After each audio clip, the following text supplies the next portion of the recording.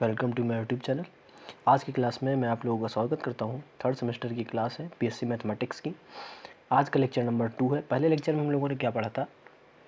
पहले लेक्चर में हम लोगों ने थोड़ा बेसिक पढ़ा था, that is relation, function, types of relation क्या क्या थे, किसको किसको याद है मेरे साथ बोलिएगा। आइडेंटिटी, सेकंड नम रिफ्लेक्सिव, थर्ड नम सिमेट्रिक, फोर्थ नम ट्रांजिटिव, यही वाले थे। फंक्शंस में क्या क्या थे मैंने बताया था, on the basis of first set और on the basis of second set, मतलब एक डोमेन के हिसाब से, एक को डोमेन के हिसाब से वर्गीकरण था। First one is one that is called injection, injective, many one, onto surjective, और क्या थे उसको इनटू। ये सारे टॉपिक्स हमने पढ़ लिए थे। एग्जाम्पल नहीं किया था, एग्जाम्पल नहीं करेंगे क्योंकि ये बहुत ही बेसिक टॉपिक है। ठीक, आप लोग करना क्या है अब हम लोग आज करेंगे equivalence relation, equivalence class, partitions पढ़ेंगे। ठीक, उसके बाद अपनी कुछ फंडामेंटल प्रॉपर्टीज़ होंगी। उसके बाद ये वाला चैप्टर ख़त्म हो जाएगा, जिसमें हम लोग क्या करने वाले हैं, सिर्फ और सिर्फ रिलेशन और पार्टीशंस।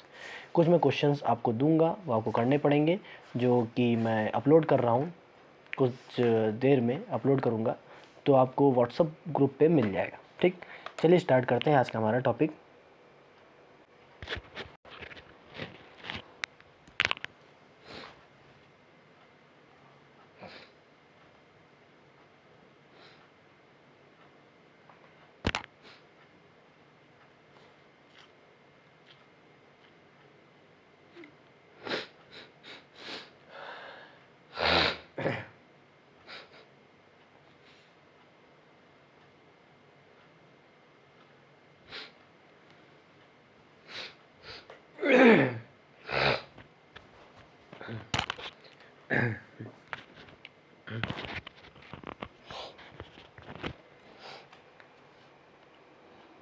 और ऐसा दिया है कि x कॉन्ग्रेंट है किसके साथ, y के साथ। ठीक, अब देखो x और y जो है वो एलिमेंट्स है किसके, सेट ऑफ ट्रायंगल्स के।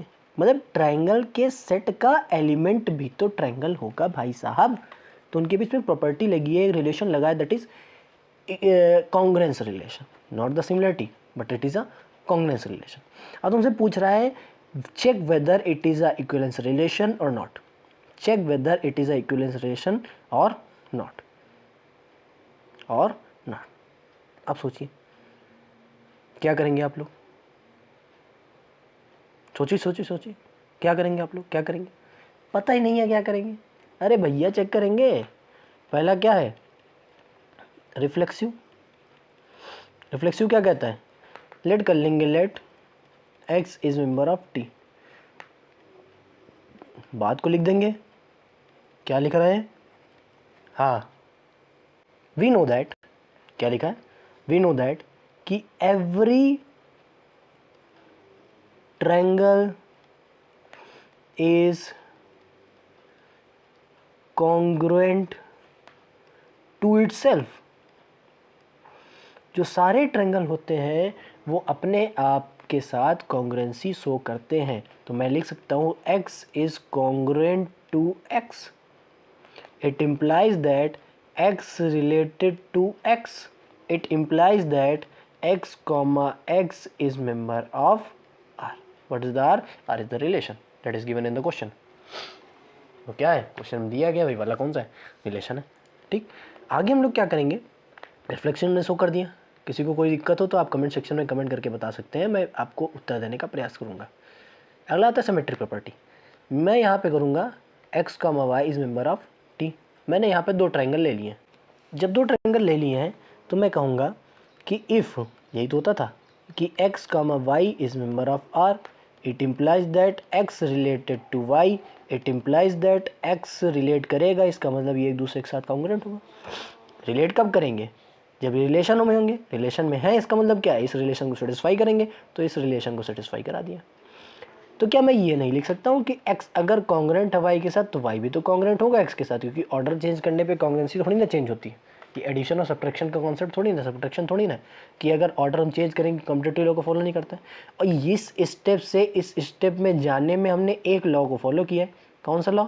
यहाँ पर लिख देंगे कि कॉन्ग्रुएंसी होल्ड्स कम्यूटेटिव लॉ।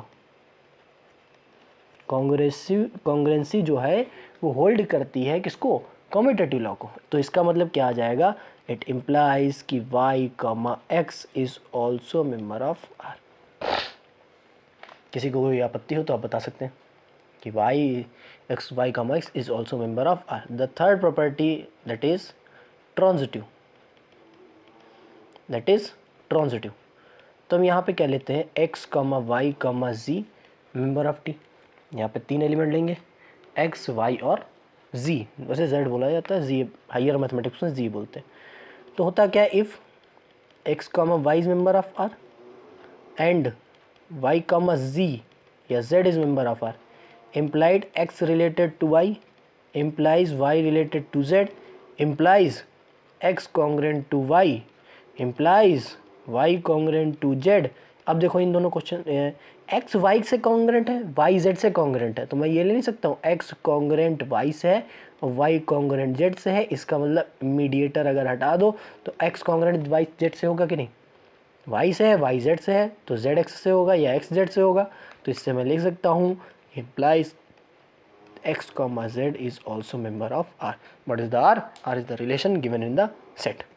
अब बताइए आप लोग क्या दिक्कत है इसमें? कितना सरल सा क्वेश्चन था। अब बताते हैं इसमें बहुत कठिन है, बहुत मतलब दिमाग लगता है। तो अगर आप लोगों ने अभी तक नोट नहीं किया है तो please pause the video and note in down. ये पेज आप नोट कर लीजिए और ये पेज आप नोट कीजिए, ठीक। इसके बाद हम अगले कॉन्सेप्ट की तरफ चलते हैं, क्योंकि मैं इसके क्वेश्चन देने वाला हूँ आपको, व्हाट्सएप ग्रुप पे आपको मिल जाएंगे, ठीक। अगला जो हमारे पास आने वाला है दैट इज़ कॉल्ड, मैं इसको इरेज करने जा रहा हूँ, that is called equivalence classes. That is called equivalence classes, ठीक। इसकी बहुत बड़ी डेफिनेशन है, ठीक।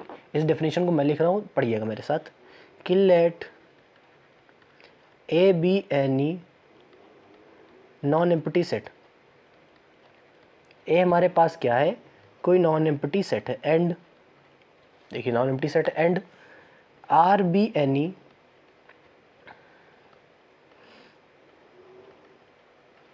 Equivalence relation. आर हमारे पास क्या है? कोई ना कोई इक्विवेलेंस रिलेशन है। कहाँ पे? On a set A. किस सेट में? On a set A. Let A be any arbitrary element in capital A. कोई दिक्कत? ए कोई आर्बिट्री एलिमेंट है किसमें? कैपिटल ए में। So the element x is member of A satisfying x relation with A. याद रखिएगा, x related with A, then A is subset of A and A is subset of A is called equivalence class. Equivalence class ये क्या कहलाएगी? Sorry, equivalence class. इसको represent कैसे करते हैं? ए इसका इधर यूज़ नहीं करते हैं, यूज़ करते हैं इस वाले सिंबल का, that is equivalence class of A. इसको जब भी लिखेंगे तो क्या लिखेंगे? इसको ऐसे भी लिखते हैं A to the power bar मैं बता रहा हूँ, A to the power x is member of A, ऐसे कि x comma A is member of R, that is x related to R. Set का नाम खत्म। ये वाला जो सेट आपके पास आएगा, ये वाला सेट कहलाता है इक्विवेलेंस क्लास। अब समझिए, थोड़ा सा मैं बताना चाहता हूँ आपको कि यहाँ पे हम एक एलिमेंट के रिस्पेक्ट में एक्स मतलब ए के सारे एलिमेंट देखते हैं। अगर वो इस एलिमेंट से रिलेटेड है तो उन एलिमेंट्स को सिर्फ लिखेंगे और वो रिलेशन सेटिस्फाई करेगा, वो आर। वो रिलेशन सेटिस्फाई करेगा, वो क्या? आर। जैसे समझो मैं कह रहा हूँ एक रिलेशन है एक्स कॉमा वाई, वो डिफाइन है कहाँ से? एन टू एन, सीधी बात, एन टू एन, ठीक। या फिर एन टू एन ना करके मैं क्या कर दे रहा हूँ उसको जेड टू जेड, ठीक। जेड टू जेड का मतलब समझ रहे हो ना? Z to Z, z to z, तो x का y where x minus Y is an even number. थोड़ा समझिएगा, x माइनस वाई क्या है, कोई इवन नंबर। अब देखो, अगर मैं यहाँ पे ऑर्डर पेयर निकालता हूँ तो ऑर्डर बहुत आएंगे, बहुत ज़्यादा आएंगे। अगर मैं इक्विवेलेंस क्लास निकाल रहा हूँ ज़ीरो की, किसकी निकाल रहा हूँ, ज़ीरो की, तो क्या है, हमें वो वाले, अब ज़ीरो ये आ गया यहाँ पे, हमें वो x लेने हैं जिन दोनों का डिफरेंस क्या आना चाहिए, इवन नंबर आना चाहिए। x और a का डिफरेंस क्या आना चाहिए, इवन नंबर आना चाहिए। तो क्या मैं ये नहीं लिख सकता हूँ कि -2 - 0 इवन नंबर होता है, 2 - 2 इवन नंबर होता है, 4 - 4 इवन नंबर होता है, -4 - 0 इवन नंबर होता है। तो ये सारे क्या होंगे, इसका इक्विवेलेंस क्लास होगा। तो ये लिखा है वो सबसेट होगा किसका, जो z तुमने सेट लिया है, जैसे कि यहाँ पे लिखा था a is subset of a, वैसे ये जो a है ये सबसेट किसका है, जो गिवन सेट तुमने लिया है उसका एक सबसेट हमेशा रहेगा, उसका सबसेट हमेशा रहेगा। उसमें कोई प्रॉपर्टी मतलब अब और कुछ नहीं दिक्कत होगी, उसमें हमेशा रहेगा। अब मान लीजिए अगर हम 2 का निकालें तो 2 का निकालेंगे तो क्या आएगा, 2 + 0 होता है, एलिमेंट नहीं आएगा बस, एलिमेंट नहीं आएगा बस, एलिमेंट आएगा, हाँ सॉरी एलिमेंट आएगा, एलिमेंट आएगा, 0 है तो 0 आएगा। क्या 2 रखने पे नहीं आएगा, क्या 4 रखने पे नहीं आएगा, क्या -2 रखने पे नहीं आएगा, क्या -4 रखने पे नहीं आएगा, क्या ये नहीं आएगा, आएगा कि नहीं आएगा, आएगा कि नहीं आएगा। तो ये भी तो सबसेट है सी का। अब इन दोनों एलिमेंट्स को अगर देख रहे हो, इन दोनों सेट को देख रहे हो, इन दोनों सेट को देखो, अगर आराम से देखो तो क्या ये सेम नहीं दिख रहा है, क्या ये सेम नहीं दिख रहा है, क्या ये सेम नहीं दिख रहा है, बताइए क्या ये सेम नहीं दिख रहा है। तो इसका मतलब है एक चीज़ मैं ये कह सकता हूँ कि equivalence class of A is equal to equivalence class of B होगा if A is member of equivalence class of B और B is member of equivalence class of A. ये प्रॉपर्टी ही है इक्विवेलेंस क्लासेस की, ये property ही है equivalence classes की। अब समझ लो कितनी बढ़िया बात थी इसमें। ठीक, अब हम आखिरी टॉपिक आज लेके आए हैं, आखिरी है ये, थोड़ा सा अब ये बिगाड़ दे रहा हूँ, नहीं किया तो पॉज कर रही है, डाउन नोट कर लीजिए आप लोग। ये आखिरी है, ये क्या है, आज पहला चैप्टर ख़त्म हो जाएगा 2 लेक्चर में ही। पार्टीशंस, क्वेश्चन मैं अपलोड कर दूंगा, पहले क्वेश्चन अपलोड करूंगा फिर इनका सॉल्यूशन अपलोड कर दूंगा। ठीक, पार्टीशन क्या होता है, पार्टीशन के लिए मैं एक डेफिनेशन लिख रहा हूँ, let S be any non empty set. कौन है, नॉन एम्प्टी सेट। ठीक, पी एक सेट है जिसको कह रहा है capital A capital B capital C dash dash dash dash dash dash dash dash. ठीक, एक सेट पी है ऑफ नॉन एम्प्टी सबसेट्स, ये कैपिटल में लिखा ना, तो क्या होगा, सेट होगा, subsets of S is called partition, is called partition कहलाएगा। पहली property, when A union B union C dash dash dash dash union लगाते हुए इसके बराबर हो, एस के बराबर हो। अगर जितने भी ये छोटे छोटे सबसेट्स लिए हैं, अगर इनका यूनियन लिए ले और वो किसके बराबर आ जाए, एस के, तो वो पार्टीशन कहलाएगा। दूसरी बात ये है कि कोई भी दो एलिमेंट्स के बीच का जो इंटरसेक्शन है वो एम्प्टी सेट होना चाहिए, एम्प्टी सेट ना हो, नहीं एम्प्टी सेट होना चाहिए, that is should be a empty set, मतलब इन दोनों एलिमेंट्स के बीच में कोई भी कॉमन एलिमेंट ना हो।